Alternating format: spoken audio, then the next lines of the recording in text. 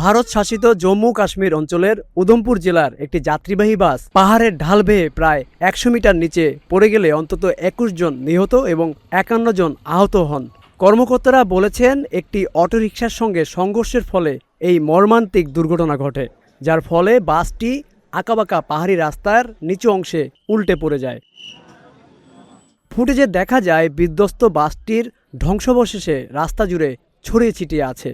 যাত্রীদের জিনিসপত্র মাটিতে পড়ে থাকতে দেখা যায় এবং ঘটনাস্থলে পুলিশ উপস্থিত রয়েছে। প্রত্যক্ষদর্শী সুনীল কুমার দাবি করেন, অত্যন্ত দুঃখের সঙ্গে আমাকে বলতে হচ্ছে যে রামগড়ের স্বাস্থ্য বিভাগ নিজেই অসুস্থ ও অযোগ্য। আমাদের লোকজন তাদের সাথে যোগাযোগ করার পর তাদের অ্যাম্বুলেন্স এখানে পৌঁছাতে ৪০ মিনিট সময় লেগেছে। যদি একটু আগে আসতো আমরা আরও অনেক জীবন বাঁচাতে পারতাম, কারণ আমাদের চোখের সামনেই বেশ কয়েকজন মারা গিয়েছেন। তিনি আরও বলেন, আমি ব্যক্তিগতভাবে সেখান থেকে ১৯টি মৃতদেহ উদ্ধার করে রেখেছি এবং এরপরেও সম্ভবত আরও ২০ থেকে ২৫ জন মারা গেছেন। কুমারের ভাষ্যমতে বাসটি একটি অটোরিকশার সঙ্গে ধাক্কা খায়, তবে চালক অটোরিকশাটিকে রাস্তায় রাখতে সক্ষম হওয়ায় নিজের জীবন রক্ষা পায়।